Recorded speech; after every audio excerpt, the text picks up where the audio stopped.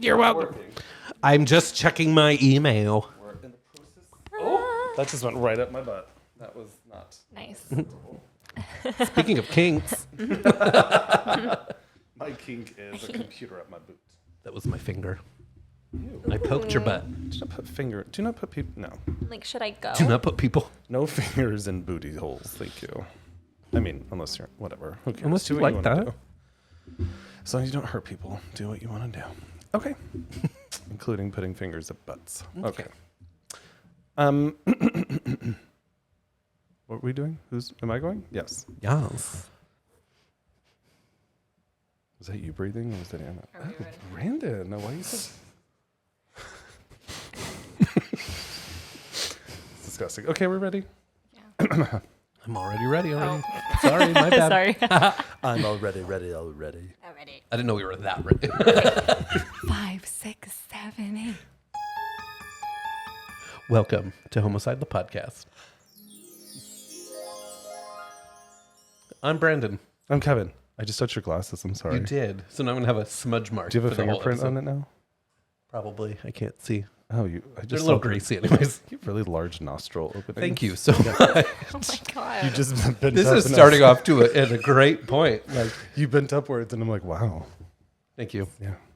Well, welcome to episode 22. Hi, Anna. Hi. How are you? I'm good. Your nostrils look great. Yeah. Thank you so much. Great nostrils. Are they normal? They are normal. Okay, good. We don't call them nostrils. We call them nostrils. Not nostrils. Or nostril. The jury is out on that one. You tell us what you like. No, I'm excited for episode 22, which we have titled VamPIER Tendencies in Sex Apps.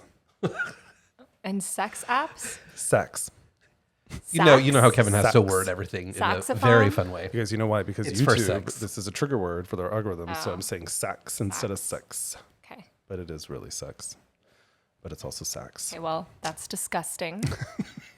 Thank you. Well, how is everybody? What's well, actually, wait. Before we dive in, Brandon, what's your story today? What can it be described as? My story could be described as a sad tale of bloodlust, codependency, and murder. Oof. Dun, dun, dun. Codependency. That, Right. That leads to lots Can of bad. kill. It can It kill. can. Well, mine can be described as a Brit who was maybe a little too obsessed with Grindr, GHB, and murder. GHB? Yeah. GHB. Yeah. What does I that actually stand don't for? really know what that is. I don't know. Oh. Do you know what that We're is? bad gays. I mean, I no know idea what what it it is. is. I just don't do it, so I don't know what it stands for. Wait, can I guess? Yes. Yeah. GHB, grinder, humping, butts. Yes, exactly. Or gays humping butts. Could Okay, be that that would too. make Well, more sense. according to Google, GHB has been used in the medical setting as a general anesthetic in a treatment for, what's that word? Cataplexy, narcolepsy, and alcoholism. So it's a drug. Okay. It's definitely a drug. I knew it was a drug. It's a I just haven't sedative. done That's it. what it is, yeah. Yeah. Well, what's new, guys? What's happening? Anna, what's new in your life? I mean, we were talking about it a little bit before this. I know. But we can't. But I'm share not that. going to say anything about it on No, we here. can't share that news. That's between No. gay friends and Something girlfriends. private. My life is private now. Something private about privates. No. Not yet. I'm just kidding. I love your news. What any other news that you have? Any updates? Life. I'm just Love. living and laughing and loving. Love All of my updates are You private live, laugh, right love, now. girl. are private. They're private for now. Well, Brandon, what updates do you have? Well, I feel like it's weird because I'm not back into the flow of doing this I yet. know. You know? You have The lived only life. thing that I made note of was something that we have been talking about recently, What's that? which is why is it so hard to make friends after you're in your 30s? Do you find that at your age? Because you're what, 20? I don't even know how old you are. 26? 26. Yeah. 26. As you get older, Yeah. the harder it is to make valuable friendships with new Yeah. people. Yeah, it's because there's not like when you're young, you've got school to force yourself Yeah. into the same, you've got a lot of forced School, proximity sports. situations. Yeah, Yeah. oh, for sure. And then that completely drops off once you get older, I mean, and other people have like workplaces to go to. Yeah. Yep. I don't have that. Same. I work for myself. Like I mean, this is my workplace, so I've got you guys. We're No, your but friends. seriously, I mean, like making friends outside of work as an adult. How do you do that? No, I know. And we've talked about like, what do we do? Because I've been joining league sports. It's really dark. Yeah, right. I've looked up kickball Really and dark. dodgeball and all these other things, and it's That's like how I don't. people do it. Is that what you do? I'm like, Yeah, and you hate it what the if whole you're not time too. sporty? Well, most people that do it aren't. Yeah, Well, right. it's like the kickball team that I'm on is half people that are sporty and half people that could care less about it and are just there to make friends. And I think that's like the perfect mix, to be honest. Right. Maybe that's what we need to do with that. Yeah, maybe. I don't know. We have friends, but we don't have. I feel like as I'm Good getting to older, be making new friends. Yeah, exactly. all the time, Yes, though. but I And think like introducing the- new people into your life and learning and growing and expanding, and it's Yeah, Right. agreed. But I feel like the deeper connection of friendships start to dwindle a little bit because life starts to happen. Yeah. So Yeah. like some It's of really my hard to like coordinate with people. yes, some of my deep friends have like I don't know children, and we don't. I know, crazy. So our life's Crazy of just- them to do that. I know. So our life's just a little bit different. But yeah, I am because I don't have family really. I have like relied on friendships most of my life and deeper ones. Yeah. And my friend dying by suicide, definitely my best friend Kaylee, that changed me a lot. yeah, But I find that as I'm getting older, I'm craving that like the camaraderie. deeper connect. Yeah, Yeah. Which I have in Brandon, right? But like obviously your spouse is a little bit separate than Right. friendship. So yeah, that is a deep conversation we've been having. I know. So I don't know, people out there, how do you make friends? Do you want to be our friend? Right. Yeah. Write us at Homocide Yeah. podcast.com. Minus murder. Yeah. Don't murder us. We don't want to be friends for you to murder us. Thank you. But Kevin, other than that, what's new with you? Well, guys, I do think that we should talk about Joe Biden dropping out of the. I mean, yeah, yes. that is I mean, huge. that is Because big news. And by the time that this is- goes out, it'll be a little bit little older, bit older but news. still big news because that's a big fucking deal. Yeah. Yeah. So how do you guys feel about that? And add on to how do you feel about Kamala? Yeah. So obviously, Kevin and I have been talking about this a lot in the last couple days because it just happened. But Yes. I was telling him that going up after the debates and all this other stuff and just how like evident that Biden was too old to go on to his next term, I was like dreading everything because my mind went to Trump's going to win. It's going to be, that's what it's going to I think be. a lot of people And that's what felt it like is. that. Yeah. But when Kevin and I found out, we were walking to Central Park to just lay in the park and read for a bit for the day. And we got the news and we like did some research and whatever. And then we just continued on with our day. And as we were sitting there, I'm like, Kevin, is it weird that I feel lighter right now? Like a sense Yeah. of relief. I feel Yeah. relieved and Yeah. I actually feel like really good about what could potentially happen in the Right. next few months. Yeah. I do I'm think not as it's- scared. Have you guys Yeah. seen like the Gen Z edits of Kamala Harris on TikTok? No. Oh my God. I think she needs to get on board with it and get behind, like, get the Gen Z vote going. I think if- because I there's think if so anyone many can, memes she will going do it. around. Yeah. No, I think if anybody can like really rally that, I think she would be that. I will say that I'm having a little bit of a PTSD from Hillary. Oh, No, yeah. exactly. That, I mean, 100%. that absolutely, it could 100% be a Yeah. repeat of 2016. Yes. I did And- see I'm sorry. Yeah, no, go ahead. I was going to say, I did see a video earlier where somebody was saying because of that trauma from everybody thinking, oh, Donald Trump's not going to be elected. It's going to be Hillary, whatever. Yeah. And then it went the complete opposite way, that there's like just a bunch of people talking out there saying that they think that might actually help Kamala get elected I because absolutely people are agree. so scared about the potential Project 2025 Yeah. and whatever Yeah. else he's spewing out there right now. Yeah. Yeah. I just have to say I'm so frustrated with the DNC and Biden for doing that, just because Yeah. it's like you couldn't have dropped out months ago. Yeah. Like, Which are you kidding should me? have. Yeah. Yeah. Well, and I think that's because I think Whoopi Goldberg talked about this on The View the other day, and I actually agreed with it. And she was like, I think that the messaging is that like older people are not capable of doing something, Yeah. and I agree with that. However, I think that his age didn't bother me. I think him having this decline recently did bother me. Yeah. Because I'm like, okay, like the powers that be, how will you stand up to that? Now, I know that he had a whole cabinet, like he has all these people behind him, so I felt pretty secure in him continuing on, honestly. And so I don't ever think you're old until you're old, but his cognitive decline, I think, was pretty apparent. Yeah. Absolutely. And I think it's been for quite some time. So him hanging on, and then deciding that, first off, I felt really bad for him on Sunday when it happened. Oh, for sure. But I felt that extreme sense of relief as well, because I think it's like Trump, gets this assassination attempt. The news on Biden drops, and it just goes right back the next day. Yeah. And it's like, wow. So I am kind of glad that we can move on from that, but I do feel bad for him. But I also think he should have done it months ago. Yeah. Because now we're here scrambling, trying to rush, and I don't love it. Now the DNC I think is in August, right? It is. I think it's like mid-August. But there's some thirsty Democrats that are going to go out there being like, I should be president, and it's just going to be a little bit of a shit show, which I can further divide. So I don't love it. Yeah, but I am team Kamala for sure. Well, I mean, even the backing that she had since that, in 24 hours, she made $81 million for her campaign and fundraising. Damn.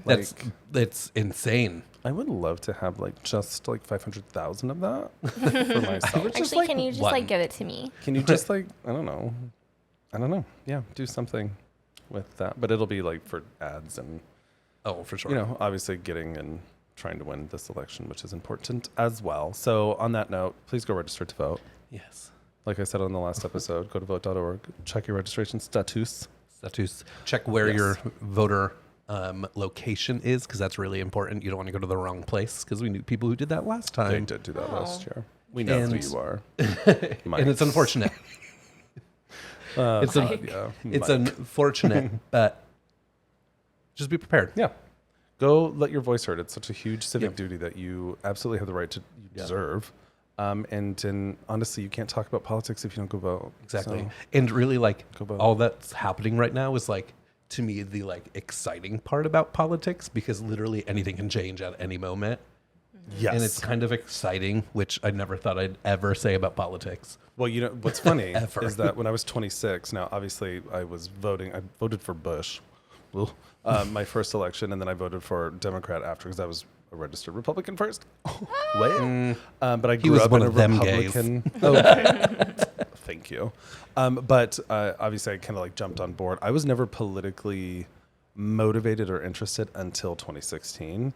Yeah, for the most part. I mean, I was pretty young. You were pretty young, 19, but still. I mean, before that, I was very much I didn't really know anything that was going on. Yeah. Well, I do remember Obama being elected and being happy about that, but I didn't know why. I just was that's cool. Cool, sweet, progress.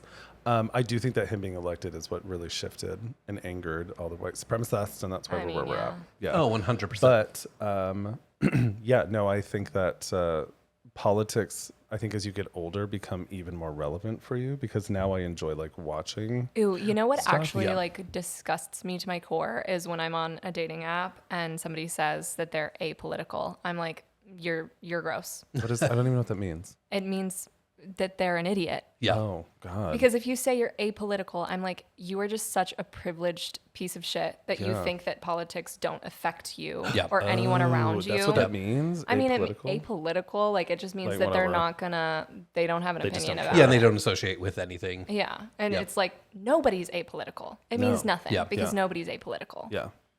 Wow. Because even if something doesn't directly affect you, it does. Well, it does, and it affects the people around you.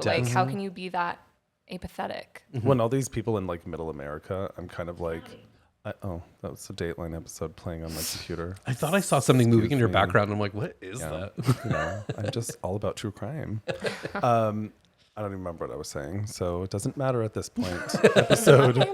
Episode 22, VamPIER Tendencies and Sex Apps. So, and these are this episode is specifically on queer killers. Dun dun dun. Yes. We didn't add that to the title, but it's fine. We did not add queer killers to the title, but both of these killers are homosexual, right? Yeah. Yeah. Well, I mean, mine are lesbians. Well, let's be honest. Let's be honest, they count. They count. Stupid. Well, who goes first today? I went first last time, so I can go again, but 'Tis me. 'tis you. 'Tis I. Yeah. Okay, yeah. It Well, I tis can do you. that. It tis you. Kevin hates when I say it tis, because obviously that's not how you say it, but I say it No, purposefully all the time it's because not he hates tis, it. it's twas. So It's Brandon always says tis. it twas, and I'm I like, said it tis. okay, Whatever. fine, It whatever doesn't is. Both of them are wrong. So for the mass community here, twas is it and was combined. You do not need to say it twas. Okay? Twas. Period. Thank you. Brandon, stop doing it. Okay.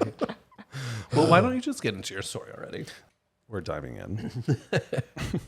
My title of my story today is Be Careful on Dem Sexy Apps. Dem On sexy. Dem Sepsy Apps. Sepsi? Sepsis? Sepsis? All those sepsis apps. Sepsis is Gotta not watch sexy, out. okay? They're crazy. People go wild on sepsis. They do? Well, they die. I know, it's out. Anyway. Okay, be careful on Dem Sexy Apps. APPS. Got it. Okay, Let's go for it. you all. It was the 19th of June, 2014, not that long ago, when 23-year-old fashion student Anthony Walgate arrived at a flat in London for a hookup after chatting with a guy on a gay dating app. What Anthony didn't know was that he had just walked into the arms of a serial killer who would first drug and rape him, Oh. then finally give him a fatal overdose of GHB. Yes, That's terrifying. I know. So this is a story of Stephen Port, also known as the Grindr Killer, who raped more than 11 men and ended up killing 4. Oh my gosh. You know. So, okay. See, this is why these kind of apps scare me. They came out, I'm like, now I'm afraid to meet up with my Bumble date. right? Like these apps came out kind of as Kevin and I were Not me. I mean, I. dating each other. Oh, yeah. But we, Yeah. like, I want to say they may have come out like the same year we started dating. Like, it was before our time or after Yeah. our, Like, I our don't. time. I didn't have. How does that work? Our time. Our time. Our first Yeah, I never connection. used apps like ever. I remember when I was dating because I came out when I was 17, so that was like 2003. But later, when I was like on a break from the relationship I was in, not with Brandon, but my ex, I hopped on this thing in Colorado called Connection, and it was a website that was a dating website. And I definitely Connection. met some menses from that. Of course you did. You salute. But as far as apps, that's never been a. No. Yeah, it was pre our time, and they freaked me out Yeah. because literally anybody You can. can't trust people. Yeah, Ever. catfishing is real on that one. Don't meet people at their houses for the first time. No, that's just No. stupid. Yeah. Meet in a public place. Yeah. Exactly. But granted, those apps aren't for dating. Even then, If you meet know in what I a mean. public place Yeah. first Yeah, and go then move Meet at a over. bar and then go somewhere. Yeah. No, just go give a blowjob under the Brooklyn Bridge. Right. Been there, done That's that. a great idea.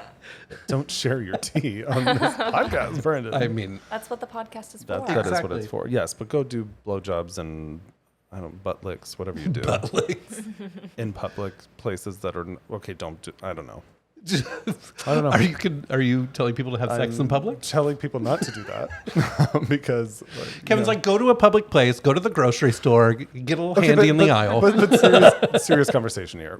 How do you do this? Okay, if let's say that you are. Serious conversation. On- I feel like when you say serious conversation, it's not that serious. I mean, we're talking about murder, but this is a sidebar about hooking up on apps.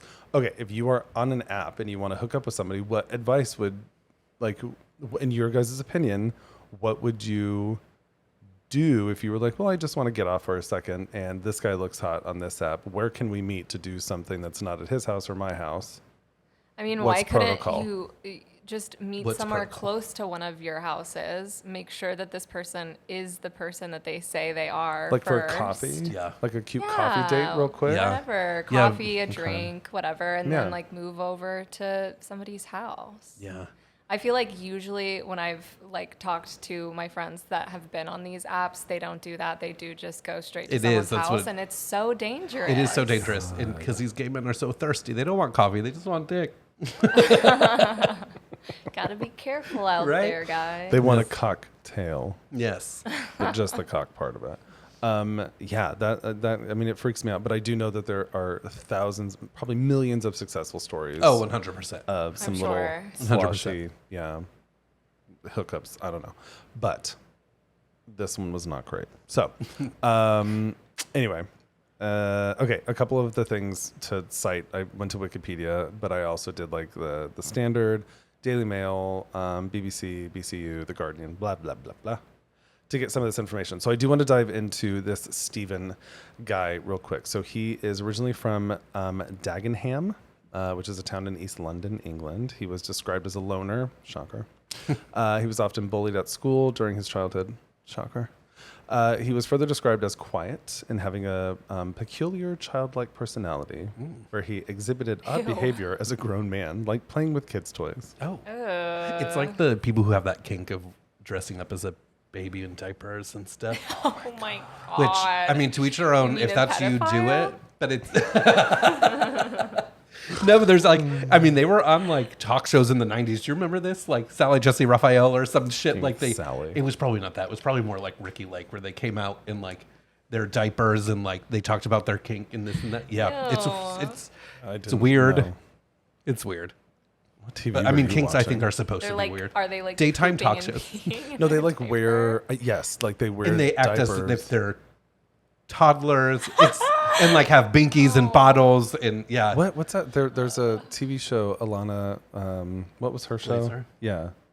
Oh No, yeah. it's not Girls. It was No, Broad City. Was it on Broad City? Yeah, it was on Broad City. The first Oh episode. yes, yeah. Yes, they I'm go just a to. baby. Yeah, just a baby. Yeah, like that one. Like that. It's weird. People are weird, but again, if that's your thing, good for you. Yeah. Yeah. I'm Have just fun. judging silently in my own mind. Well, so Mr. Steven here, he played with children's toys, which, listen, if you're an adult that plays with Legos still, no judgment, because I kind of want to. Well, I'm going on another tangent. I'm sorry, but there's like a whole like My Little Pony adult male like Like a furry. kind, but it's just people who are just obsessed with My Little Pony. Oh my god, How do you know this, Brendan? TV. Have you not? There's been like documentaries and shit about it. Have I've you not Oh my seen god, it, it's so weird. no. Yeah. Anyways, keep going. How do we do everything together? How do I know? I don't know. Wow. I'm concerned. If I see... I'm going to look it up. Listen, and bitch, if I see a little pony in this fucking house, we're going to have some conversations. All right? I don't want to play with children's toys. Thank you. But anyway, he went to art college, and due to it being way too expensive, which I can relate to, he spent 2 years training as a chef instead. So art school to being a chef. I mean, Yeah, it's still art. it's a path. Different kind of art. He came out as gay in his mid-20s. You can relate to that. Yeah. Thank you for not murdering people, though. It's like early 20s. 23 is early 20s. Early 20s. Oh, yeah, mid-20s. Okay, so he was what, 25? I don't know. So he ended up living with his parents until his early 30s and then got a flat in Barking, London. Let's talk about living with your parents in your early 20s. Or sorry, early 30s. Into your early 30s living with your parents. Would you either of you do that? No, I love my parents and they watch, so hello. I like the independence of being on my own, and I don't know if I would handle that very well. Yeah. I know in some cultures that's like the thing It to is, do, yeah. but Until marriage, even. right, Oh, and like yeah. until you're married Yeah. off, basically. But no, But no. no. I don't have parents, so... Love my no, parents, but- but absolutely not. When I'm Yeah. there for too long, I'm like, where's my autonomy? Yeah. Like, Totally. What's going on? Like, you need to live your adult You gotta life like and be find authentic. out who you are as a person. Yeah, I feel like there's limits to how you can live. Yeah. And it's not totally that your parents probably put that on you, but you put that on you too. Right. Because like there's shit you're not going to do in front of your parents. Right. Yeah. Yeah. Anyway, he worked as a chef at a stagecoach bus depot in West Ham and actually briefly appeared on an episode of the TV show Master Chef, which I find to be very interesting. I know. So he was actually bald. I don't know why that matters, but I put it in Gross. here. I mean, you're just painting the picture of a sleazeball who likes to play with children's toys. Oh, here's why I put it in here. Because he disguised his baldness in public with a blonde toupee, which was professionally fastened. Which I'm not going to lie, I don't know what that means. Is it like Professionally bobby pins? fastened. I would assume just glued, because have you seen... They How have would it these be new, bobby like... pins if he's bald? Right? They just No. stuck it into Stick it his... into his He skull. had like side hair. So okay. I've been getting a lot of Oh, wait, TikTok I have showing seen up these. of men putting on these. It's like a Yeah. It's essentially a toupee, like, but it's a glue it on. hairpiece that they glue on, Yeah. and it looks not like old school toupees that was like very easy to They're point out. definitely more advanced now. Yeah. yeah. When I was researching this, can I tell you what my mind went to though? Yeah. My mind went to that he had like like fastens that like like the like on a coat, like an old coat. Like I don't the ones Like that are the like the little buttons, but they're clip? not buttons, but they're like the snap ins. Yeah. My He's mind just went to like- like he has to snap, click, snap, click, snap, click. snap. Cute. And I'm like, well, that does not exist, I'm sure. But that was where my mind went. So anyway, he's also like really tall and lengthy and gangly. He's really unattractive. And his eyes look weird. We'll share a picture of that. Okay. Kill him with fire. I know. Yeah. So the end of 2013, Stephen became a GHB user and had actually come to the attention of the police for supposedly drugging and raping a man on New Year's Eve. So he just came to the attention of police because he raped somebody. So the police didn't do anything about it at that Just point? wait. I So, mean, no. like many other gay killings. Yeah. No, they did Of not. course they didn't do anything. So what's interesting is that those aren't the only drugs that he did. Like he did other ones. Like it's a list of shit. The only one coming to my mind right now is Viagra for some weird reason. But whatever.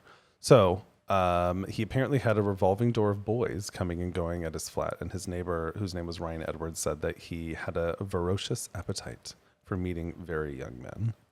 Ugh. Ugh. So he's known as the Grindr Killer. So there's obvious reasons why he's known as that, but I wanted to put this into it before I dive into the murders because he was dubbed the Grindr Killer because he met his victims online through dating apps. It was not only Grindr. Oh. He used a lot of them, but what he would I do... assumed it was only Grindr when I heard about it. No. So he would lure his victims to his flat, then drug them, then rape them, and then murder them eventually. And he would dispose of their bodies close by his house, by his flat. So he didn't only use Grindr. He would use, and I've never heard of any of these, Sleepy Boy, Hornet, Fit Lads, must be a British one, Badoo, Gaydar. Like bidet? It says, It probably. yeah, I mean, it's probably... I mean, it would be weird if it was called bidet too, though. We're into spraying your booty holes. We only like clean assholes here. I mean, that's true. Gaydar, Flirt, Daddy Hunt, Planet Romero, Manhunt, Slave Boys, Whoa. what? And Couch Surfing. Okay. I feel like anything with the word boy in it No. Yeah. is just very much Or inappropriate. ends in Hunt. Yeah. No. Right. Thank you. Manhunt. Was that what it was called? Is that what it Manhunt. Manhunt and Daddy Hunt. is? Okay. I need a daddy. I mean, it I'm sounds not like going to okay, Daddy Hunt. like something bad could happen on those. Like it just, Yeah. it's unfortunate names. I mean, maybe Badoo isn't so bad. Badoo. I don't know. That one sounds fun. Okay, so let's talk about the murders. And I found a timeline of murders, which I haven't really done a timeline before, but I want to do it on here because it's interesting. Because these killings happened over just over a year, and that was it.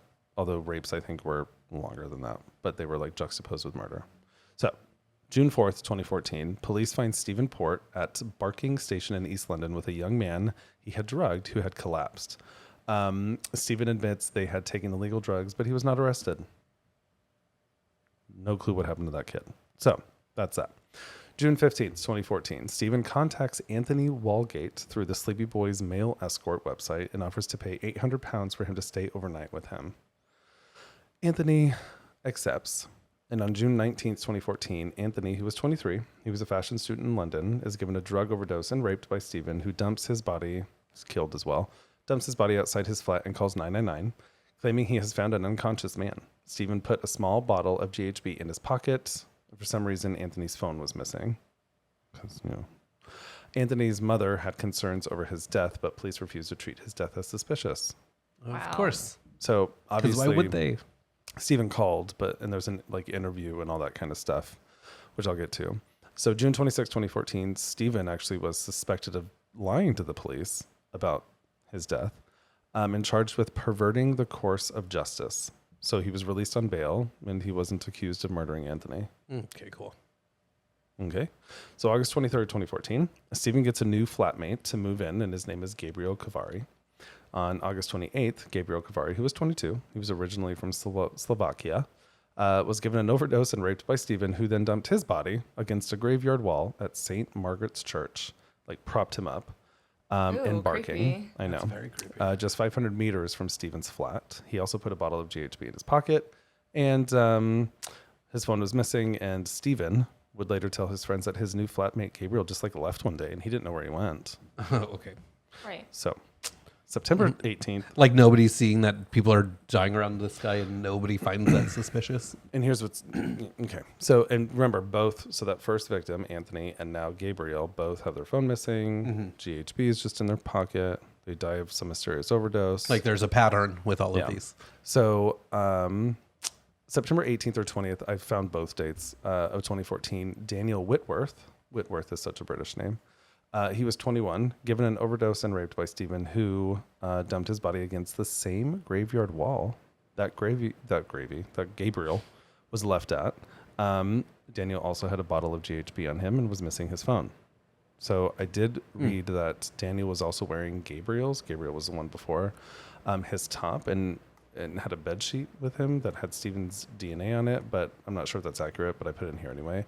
But what was there was a suicide note that was left with Daniel that suggested that he was responsible for the death of Gabriel, the one before him, and that he killed himself out of guilt. So this note was... So somebody was trying to cover that up. Yeah, well, the note was created by Stephen, but the police just took it at face value and didn't believe his parents when they said that's not his handwriting.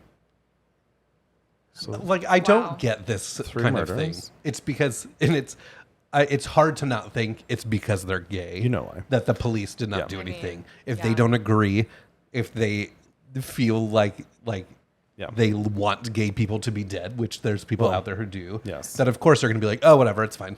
Well, just 2 weeks later, on October 1st, 2014, Detective Chief Inspector Tony Kirk tells the local paper that the 3 deaths within a mile of each other are not being treated as suspicious. I mean, I think any murder is suspicious. So they're thinking that they were just overdoses. Okay. That these poor gay men were just on drugs and overdoses. And they don't. And on one this, of their very bodies, particular drug too. Yeah. right? And one of their bodies is staged in a graveyard, and they're missing their phones. It was kind of staged in a way where like he was like leaning up against a wall, like he was doing drugs and just died. Oh. So I'm not giving any props to the cops. But so March 23rd, 2015. So a few months later, Stephen is jailed for perverting the course of justice by lying over Anthony's death. He's released on license in June with an electronic tag. So he has like a tag around his ankle. What's interesting is that I don't know how they didn't connect this, but he basically said that he was partying with this guy and that he took too much GHB and he got nervous, so he put him outside and called 999. And the cops were like, okay, released. So June 2015. It's happening a lot lately. Jesus. So June 2015, inquiries into the deaths of Gabriel and Daniel were held, but they were later set aside for a time by the High Court, and then like really set aside once a murder trial came about. But we're not there yet. So September 13th, 2015, so we're a year later. Jack Taylor, who was 25, a former Army cadet and a forklift driver, was given a drug overdose and raped by Stephen. He was murdered. His body was found next to the same graveyard as Daniel and Gabriel. He was missing his phone, and I believe he also had a bottle of GHB on him. Like, why would you take the phone but not the bottle of GHB? The apps. No, I know, but why wouldn't you take all of like the evidence? Or was he trying to make it look like they were overdosing? Correct. Duh, Brandon. Anyways, keep going. So this I answered my own question. So he obviously had communicated with Stephen through Grindr. So that like last big murder. Yeah. Or this is like the catalyst that like solves it. So additional details with this one are actually pretty important. So this is what really kicked the investigation off because Jack's family was like not having it at all. Jack's sisters noticed that there were scratches and cuts all over Jack's hands. And so when they said it to the police, and the police were like, yeah, he was outside. That's exposure. But they were like, what? That doesn't make any sense. So the other thing was that his wallet was in his back pocket where it wasn't regularly in his back pocket. So they were like, he would not put his wallet there. He also had needle marks in his right arm, but he had just given blood, which his sisters knew. But he was also right-handed. Excuse me. So the needle's in his right, like your dominant hand, you would do. It would be on opposite. his left hand, not his like right. It was in his right. So they were like, he's right-handed. And then the sisters turned into detectives themselves because the cops were just blowing them off.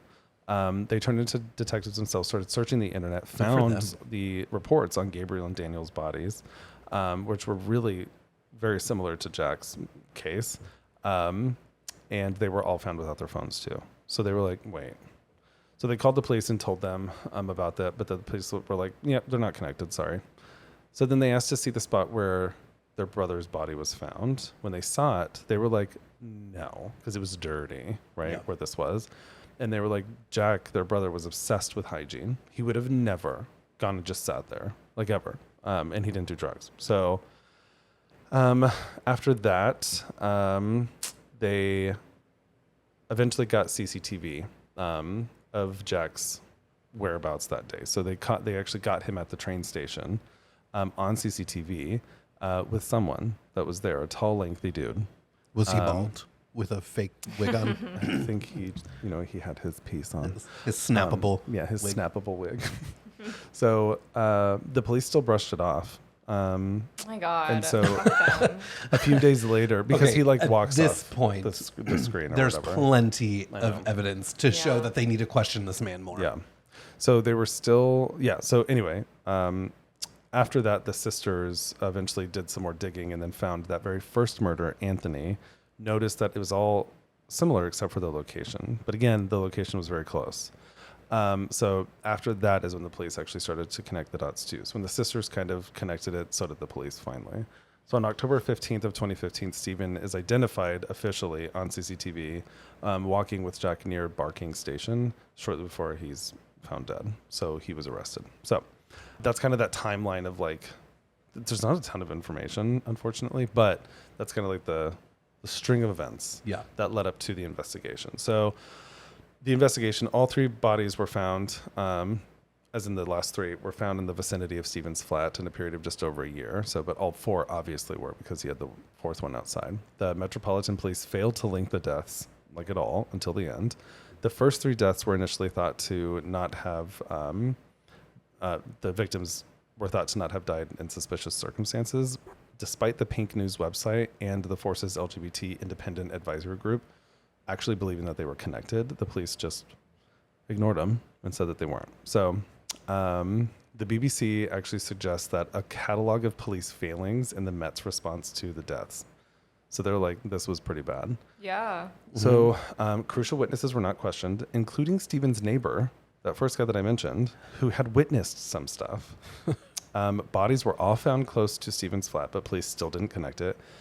Gabriel, who was one of the victims, his previous landlord offered to be interviewed because he knew what Gabriel was doing right before he left to be killed. They never contacted him. So the woman who found Gabriel's body, so here's what's shitty. The two that were found leaning up in the graveyard were found by the same woman walking her dog. Oh, Jesus. 2 weeks apart. Yeah. That's Trauma. yeah, right. Yeah. Like, and so even she that's was terrifying. like, these guys are murdered. Yeah. And they wouldn't, even she was like, these guys are stupid. I don't know what they're doing. These are absolutely connected. So the police just assumed that these were self-inflicted overdoses and that even Daniel's stepmother, Daniel was one of the victims as well, that even without an investigation, they ignored bruising that was on his body. So he had like bruising on his upper body that only could have been done by a third party. Yeah. They ignored that and they were just like, yeah, he overdosed without any investigation. That's what they told Daniel's stepmom. So police believe, due to the victims being LGBTQ, that their deaths were not taken seriously, which is like, and this is accurate. 2014. So, arrest. Arrest timeline, October 15th, obviously he was arrested on suspicion of 4 murders and charged. On November 23rd, 2016, Stephen is convicted of 22 offenses against 11 men, including 4 murders, 4 rapes, 4 assaults by penetration, and 10 of administering a substance. He was cleared on 3 counts of rape. So November 25th, 2016, he was handed a whole life sentence for the 4 murders. He was 41 at the time that happened. So here's some current updates. Police officers were actually investigated for gross misconduct regarding failings in the case of serial killer Stephen Port. Good. I know. Yeah. I believe it's still going right now because I can't find anything after 2023. But 5 of the 8 people under investigation are still serving officers. Oh, of course they are. Of course they are. Yeah. Because why Families- wouldn't they be? I know. Families of 3 of Stephen's victims received compensation from the Met, which is the police, Metropolitan Police, after settling civil claims. And then, that's still going on, I believe. So in 2017, BBC actually did a documentary called How Police Missed the Grindr Killer, which examined the botched investigation into Port's murder. And then in 2022, the BBC aired the drama thriller? I don't know. You do have thrills in there. I do have thrills. Weird. Which is based on the investigation led by the families of Stephen's murder victims. Oh, that's interesting. Yeah. I know. Did you watch it? No. Ooh, that'd be interesting I to will watch. be watching it. But that was That's so crazy. Stephen Port Staten. And it's murder is just awful for one. Yeah. Dealing with police who have their own agenda is awful. But this specifically, the gay culture has had such an interesting ride, right? And so in the sense that it was illegal for such a long period of time, people found back alleyways to meet people and have sex. That's why in New York there was the piers that people would have sex in. And now we have something like an app, although it is terrifying and I don't understand it.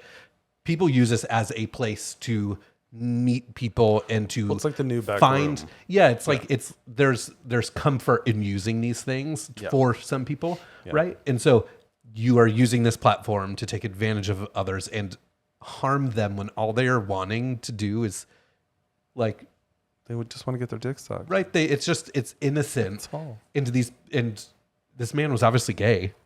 No, he was. Yeah. So Yeah. I don't get it. I just don't know. get it. Yeah, it's shitty. So just the PSA, be very careful. Yes. And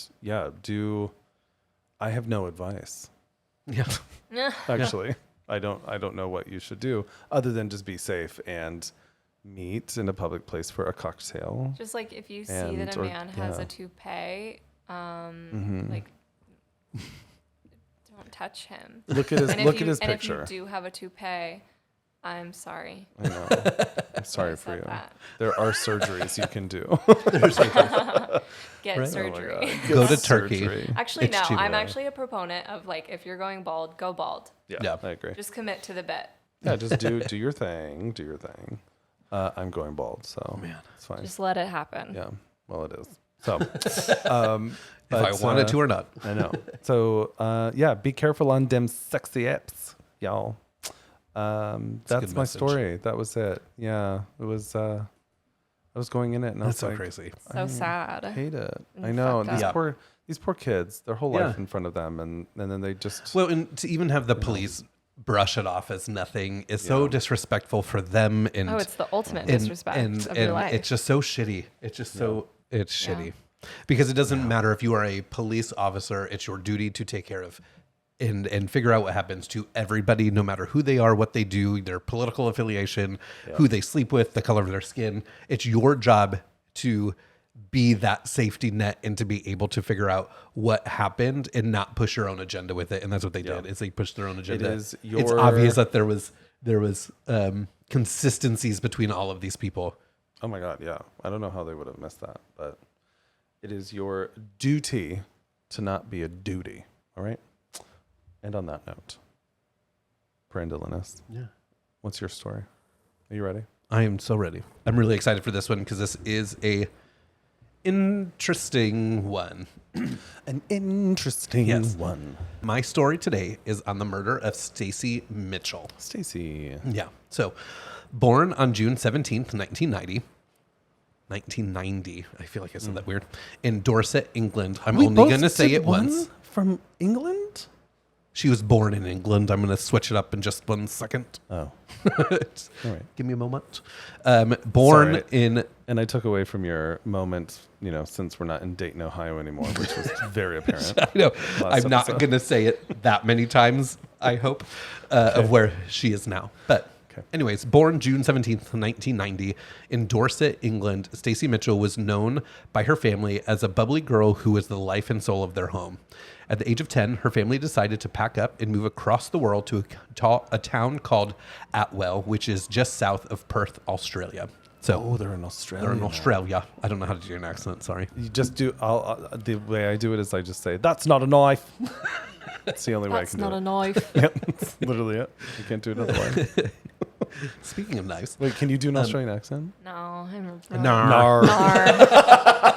Nar. Sorry to Nar. all of our Australian listeners. We love you. No. We actually, Australia is our second listened to country. We are that we have, popular in which is Down really Under. interesting. On the Bobby. And listen, Yes. I will tell you feel like that was this. so bad. Do it again. I can't. I heard Barbie, and I don't think that Bobby. was right. The Bob? The Bobby. The Bobby. Like the barbecue. Oh, got it. Isn't that like a... I don't Yeah. know. I don't know. Yeah. Mine went right. What were we talking about the other day where I was like, oh, shit. Something with accents. It just escaped me. Wow, I went blank for a second there. I don't know. All right. Well, I guess I'll continue. Anywhere. Okay, so in her early years in Australia, Stacey didn't seem to struggle to find friends in a new country.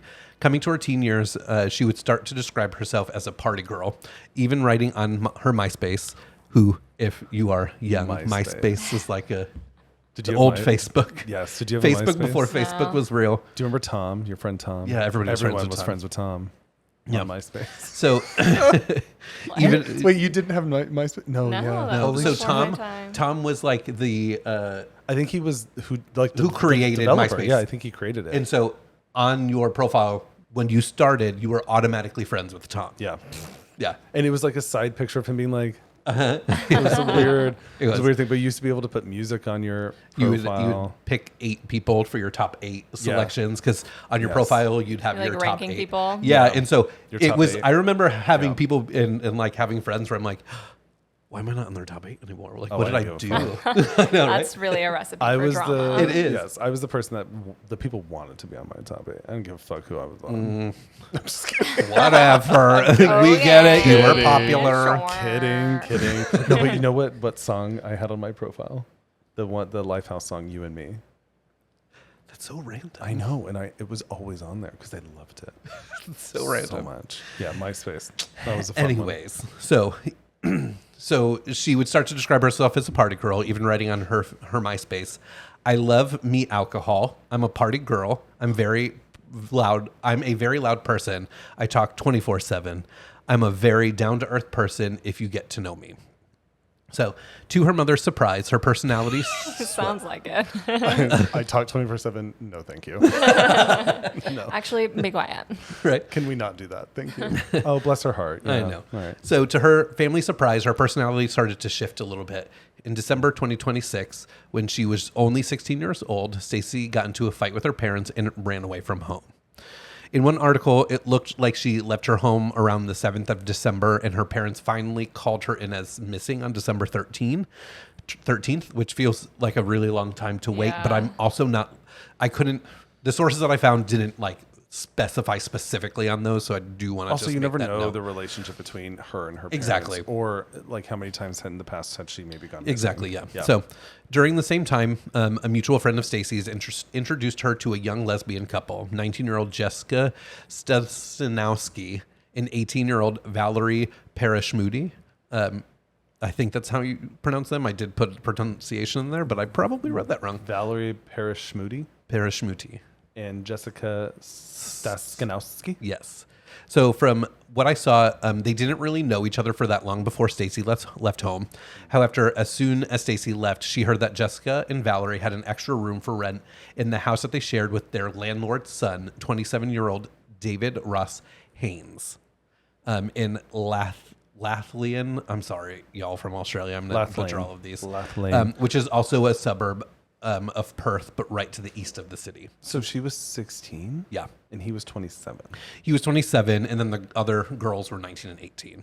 So, eager to find somewhere to stay, on December 14th, she agreed to the $20 a week in rent and moved into the front bedroom of their home. I mean, $20 a week is not bad. Right. Like, However, just a few days later, on December 17th, so just literally a few days later, of 2026, Stacey had a call with her. We are not in 2026 yet. 2006. Man, my dyslexia. I literally read 2020. Okay, anyways. Stacey had a call with her parents. In this call, they seemed to be able to talk through a lot of their issues. Enough that Stacey agreed to come back home. Being that it was later in the day, she told them that she would meet them at the Success Railway Station the next morning. Shut up. To all of their Honestly, it might actually be that. It might not be Success Railway. It could be Success. It could be. So I said it both just in case. Australia listeners, please let us know. Is it Success or Success? I'm sure it's Success, really. Probably. To all of their surprise, Stacey wouldn't end up making it to the train station that morning. Instead, there would be a sad tale of bloodlust, codependency, and murder. Yikes. Yeah. Okay. So who were these random ass ladies, Jessica and Valerie? Well, I feel like that combination of name is like scary. yes. I don't know why. And I also love. Yeah. I don't love, but every time I started to write this, I thought of my sister. Her name is Valerie. Hi, Val. You're probably Val. watching this right now. Yeah. But I thought of her, which I'm like, ooh, I don't know if I like relating this to my Val, sister. Did you have any friends named Jessica? Probably. Did you kill? Wasn't anyone? Val like known as like the mean girl in school too? Like she was like No, the she tough was. one. She wasn't a mean girl. She was just a popular one.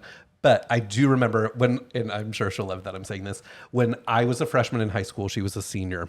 And there was another girl that was a freshman with me who there was some drama, I think, with some boy, whatever. I don't really know that part of it. But she did not get along with my sister.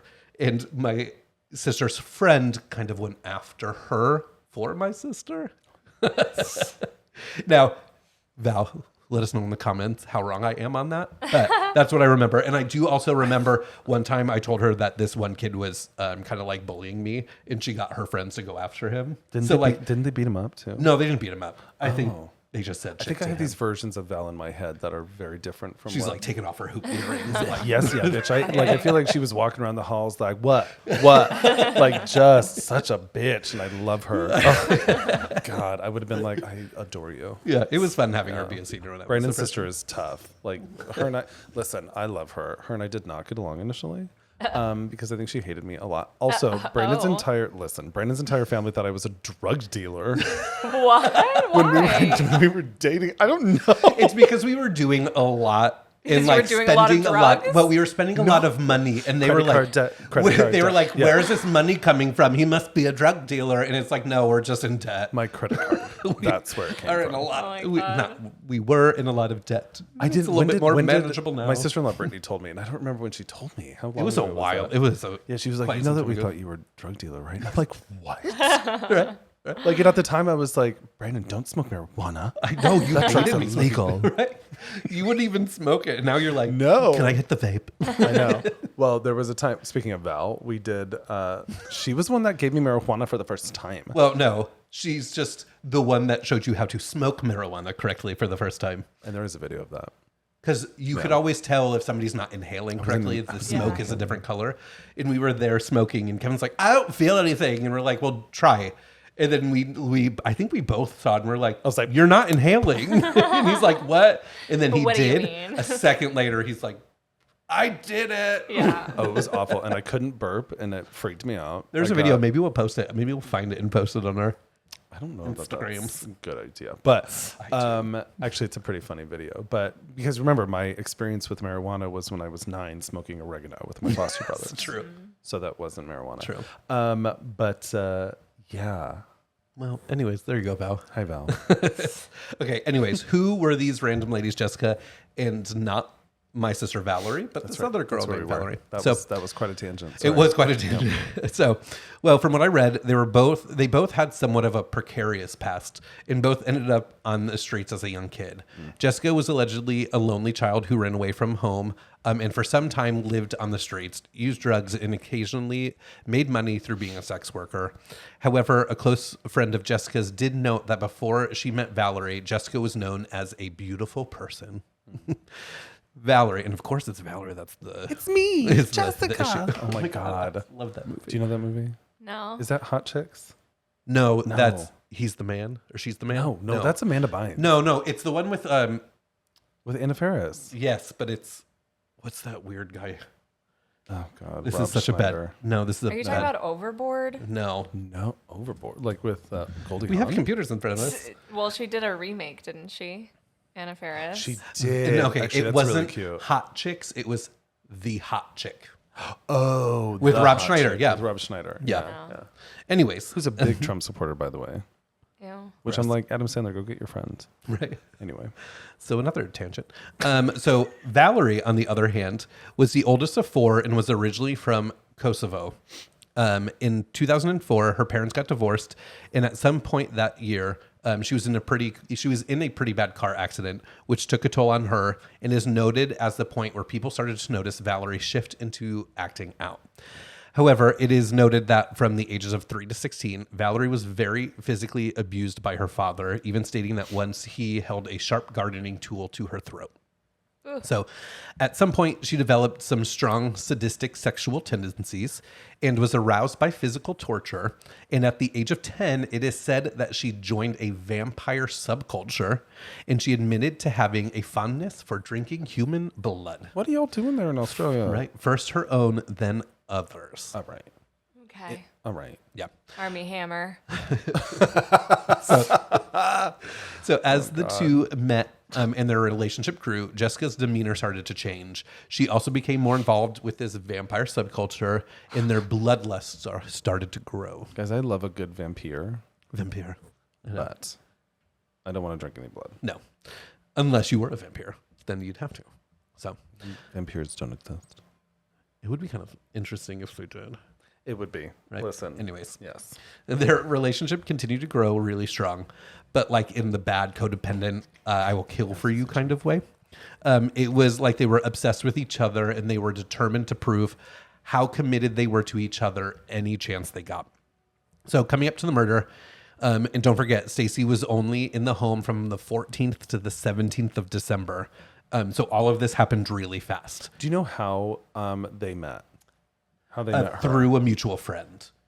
It was like a mutual friend knew Jessica and Valerie, and they had an open room, and then they introduced them, kind of thing. Bummer. So coming up to the murder, I already said the part. Pretty quickly, Stacey must have gotten pretty comfortable at the house, as it's noted that she would often walk around the house in her underwear. And I put a note in here, and honestly, same. Yeah, literally, you'll leave, and Brandon will be like, I'll check my no. why? No. But realistically, for being there for a very short period of time, it's a very quick time to get that comfortable to be walking around in your underwear, but whatever, to each their own. I did see that it was bathing suits and stuff too, so it's very much no clothing. Like just immediately is good with no underwear, just in Yeah, underwear. yeah. Oh my So God, Stacey was good with that. So, however, because of the other ladies had such a codependent relationship, it could be, yeah. So it quickly became an issue, especially for Jessica. Quickly, she started to get jealous, thinking that Stacey was sexually interested in Valerie, which was not the case, and Valerie denied it as well. But being that they had this toxic, codependent, and competitive relationship, neither of them liked what was going on and started to make some plans. Lord. So back to December 17th. I can only assume Stacey's parents were confused by the fact that she did not show up to the train station, as she mentioned.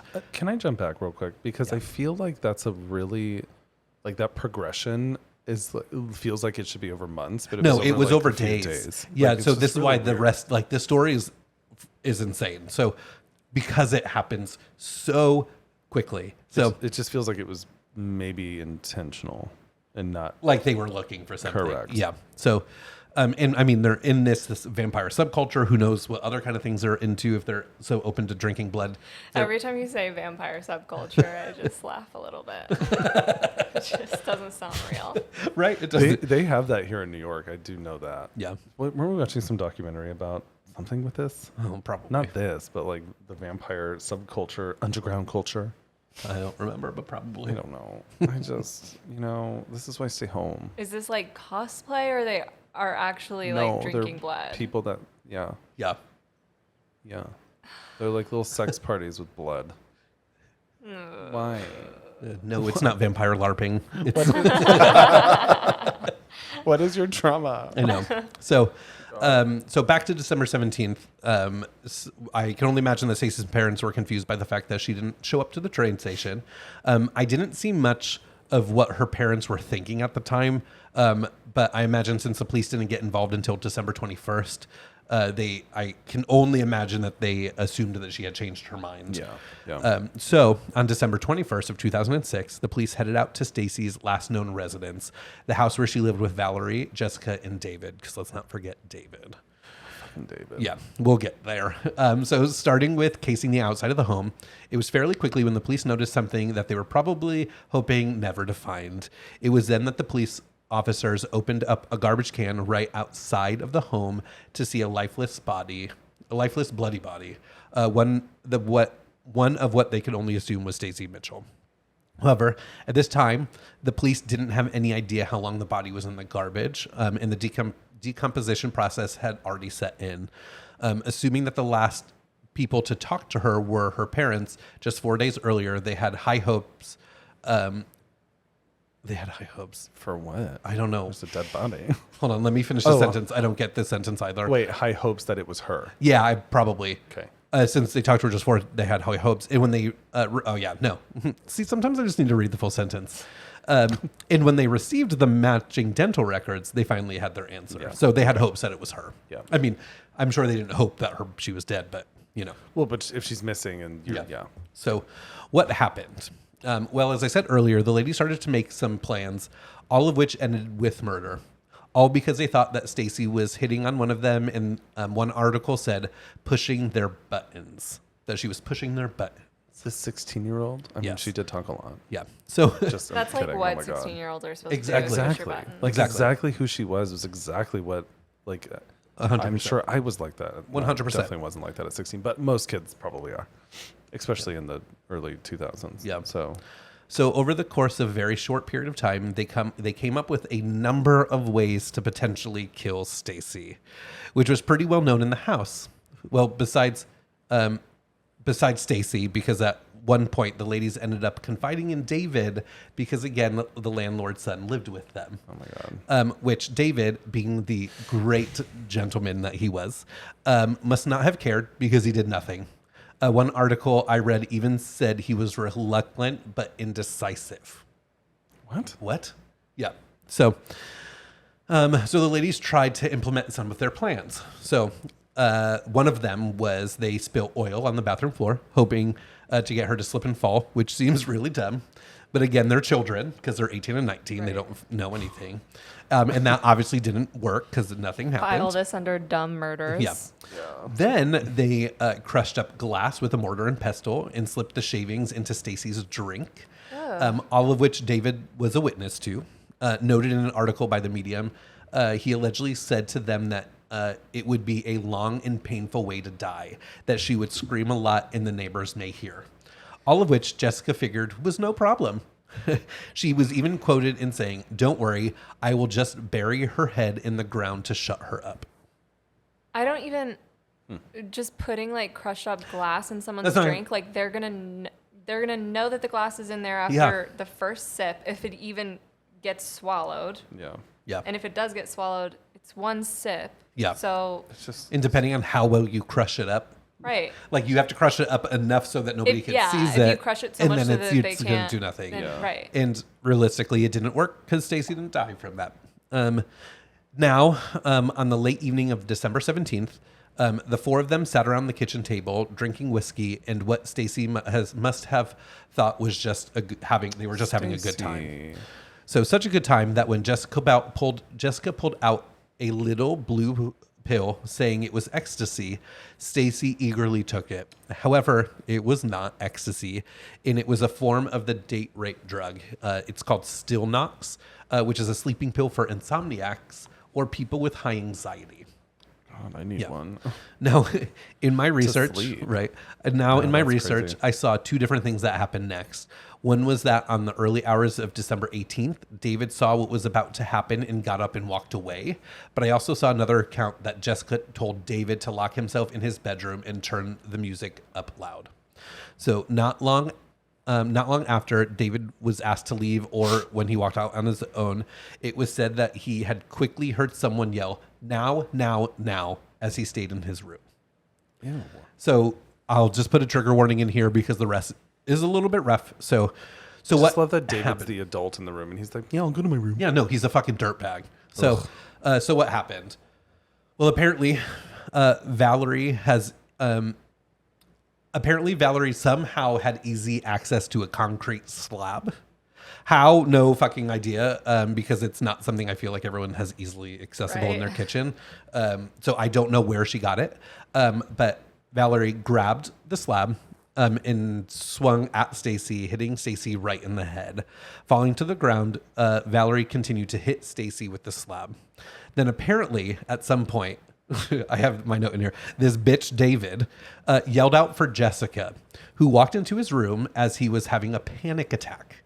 Like someone is being murdered outside your door and you could have stopped it, and you are complaining that so he's having a panic attack because a murder is happening that he allowed to happen. Okay. Yeah, and I just love sometimes I write in here like my mental notes like, I have no fucking sympathy for you, you fucking bitch.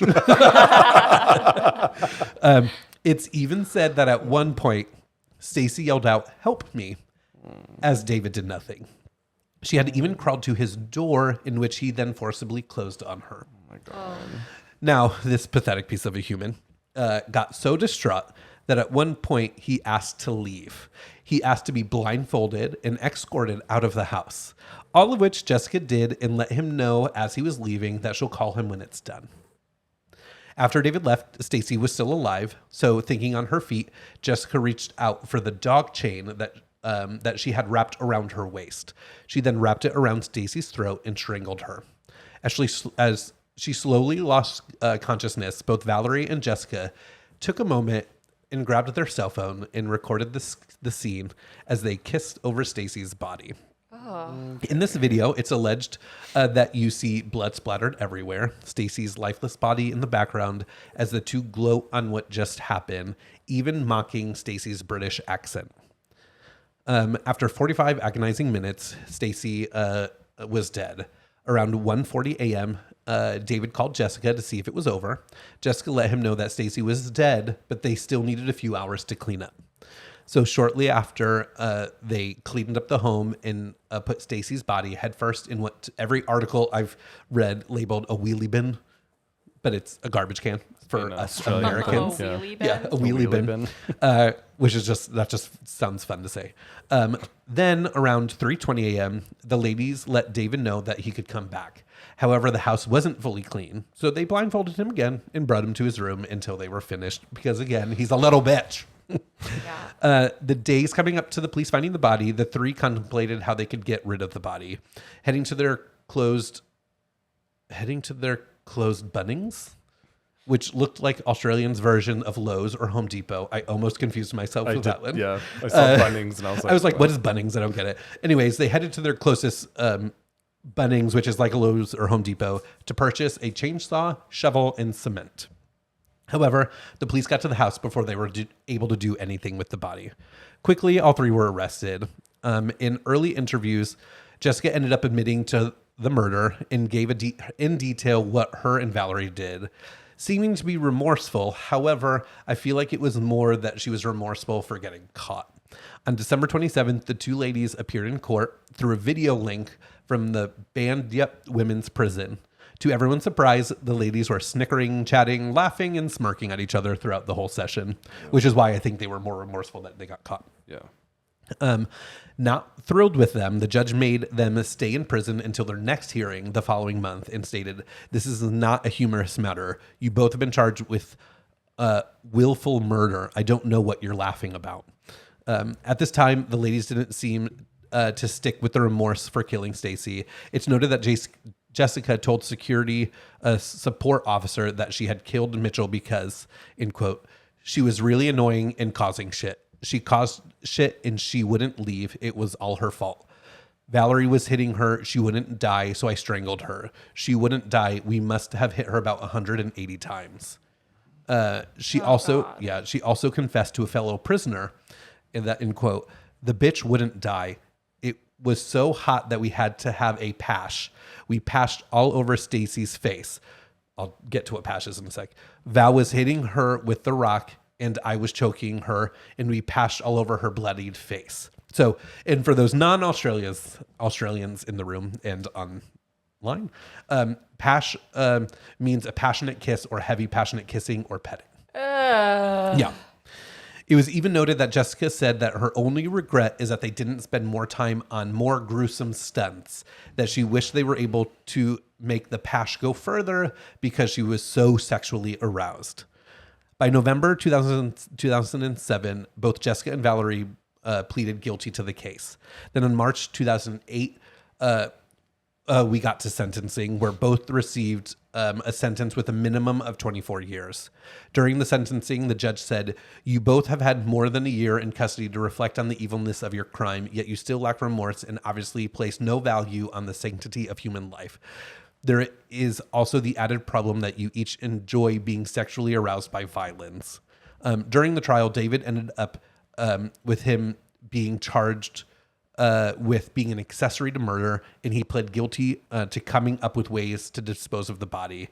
David was ordered to 2 years in prison, which to me, he should have been in there a whole lot longer. Yeah, he stops nothing. Yeah. Now, we're not completely done. So at the trial, the judge made it clear that the two would have no contact in prison because of their perverse outlook in life, although they would be at the same prison in general. No, so separate them too. Yeah. So, however, in reports on November 24th, 2008, the ladies did not listen to what the judge and continued their relationship. The two were able to be in each other's company during recreational periods during the week for about 90 minutes and for longer on Sundays. One source I read said even up to 7 hours on Sundays together. So in 2009, Valerie was moved to a medium security Greenup regional prison to separate them. They did, however, try to use another inmate as a go-between to send letters to each other. Then sometime in early 2013, it was reported that Valerie had a failed attempt to escape prison, which only extended her sentencing. So I have some interesting quotes in here. So first, in January 2007, Jessica wrote a letter stating, "As soon as it started, I wasn't me. I've never felt that kind of lust for blood before. Something in me changed. The feel of her blood sprayed all over me was almost a romantic, animalistic lust. I don't know when or how. All I know is something felt in place." All right. So the last quote I have in here is Stacey's family was quoted in saying, "We've been overwhelmed by the love and support of our family, friends, and the local community of Atwell.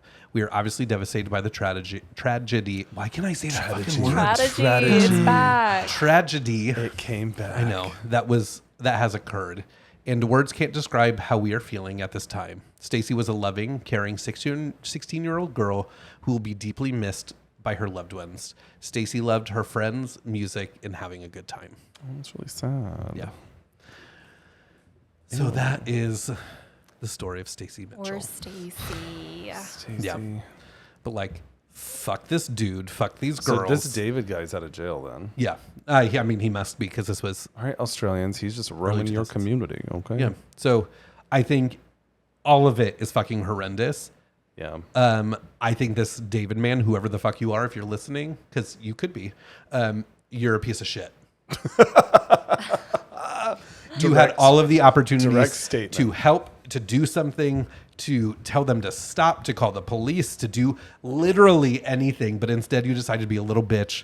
I still am stuck on the fact that he was like, "Can you guys please like blindfold me and take me out of here?" Instead, like, what? Yeah. What? You Why are do you even need to do weird. that? you are a disgrace to the human race. Right. It's awful. I think it's out of all of it.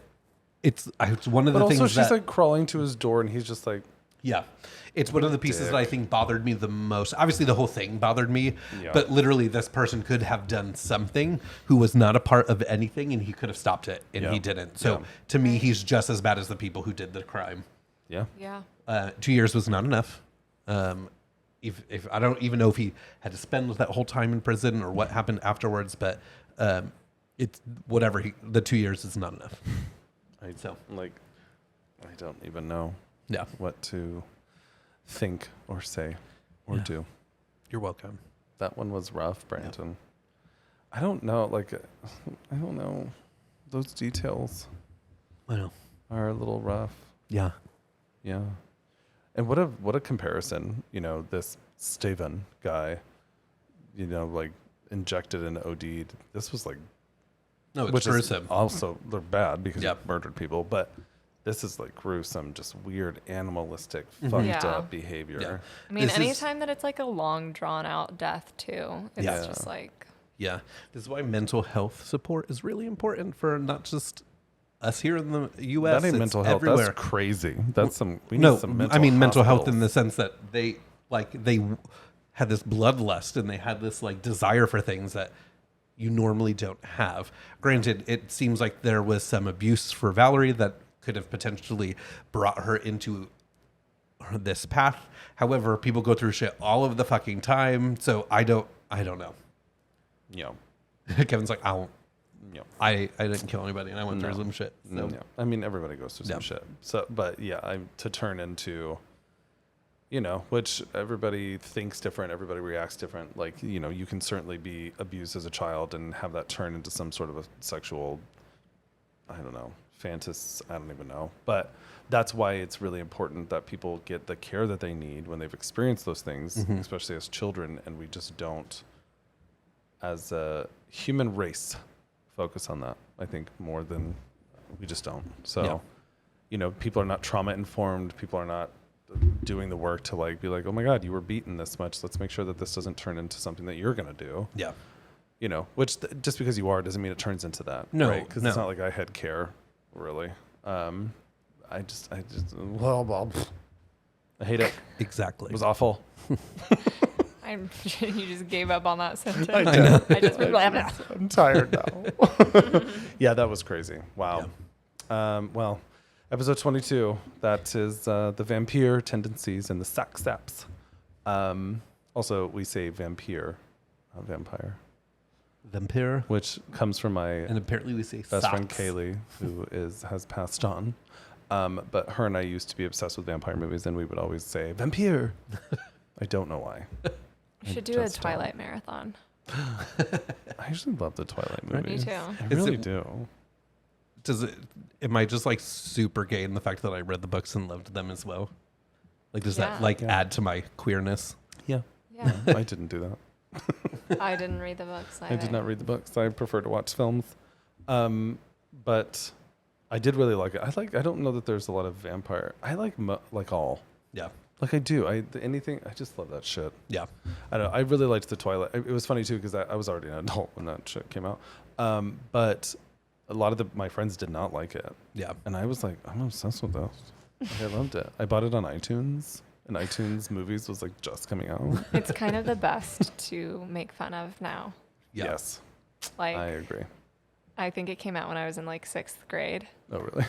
And I loved it. I loved it so much. See? But now, like, rewatching it, you're like, I still love it. But like me and my friends just laugh and laugh and laugh. Like the part where they just like launch into the trees. Like it's like her on his back or whatever, and it's just like she just launched. Totally. It's some of the lines too, like the spider monkey shit. Oh my god, right. It's so bad. Well, okay. Yeah, no, there are some things in there that I'm like, no, okay, that's cheesy, but I still fucking love them. Yeah. And yeah, there's some vampire movies you should watch though, like 30 Days of Night. Did you ever see that one? No. Really scary, but really good.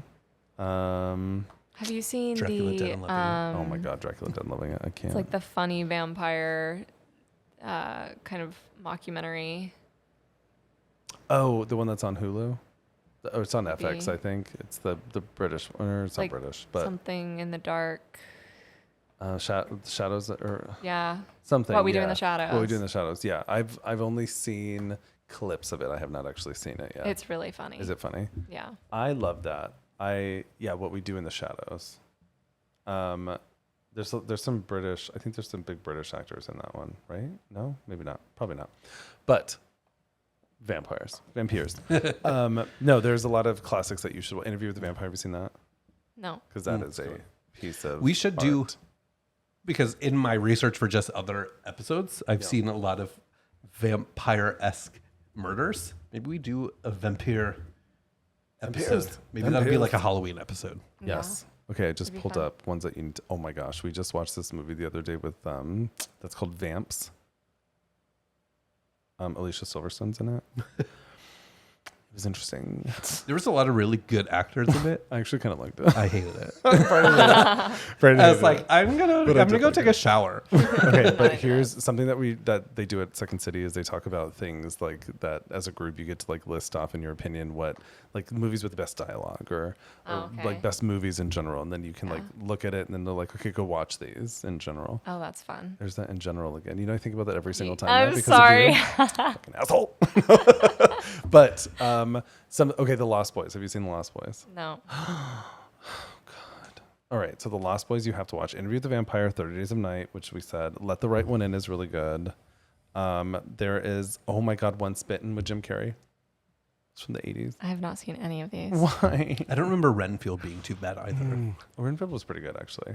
But you should watch, speaking of comedy, and I think it's Mel Brooks, Dracula Dead and Loving It. It's so good. Okay. It is. You're going to have to It's send me such a an old list. school- There's no way I'm Listen going to to remember this. all of Yeah. those. Well, now it's documented. So for those listeners out there, tell us what your favorite vampire movies are and send them our way in the name of Kaylee Hushka, because she was my friend and loved vampires. Not the same as what Brandon's story is about. She was not like that. Not the vampire subculture. No, but like every Halloween she would wear vampire. Like she was fucking cool. Anyway, go do it in her name. Tell us what you watch. That's that. But don't murder people. Period. And drink their blood. Okay, thank you. Okay, well that was episode 22. We're committed. Dun, dun, We dun. are. We are committed, guys. So, if you liked this episode, please go give us little thumbsies on YouTube. And if you're not watching on YouTube and listening, just, go love it and rate it and review it. Thank you. If you like this episode, go slap my ass like a drum. Oh.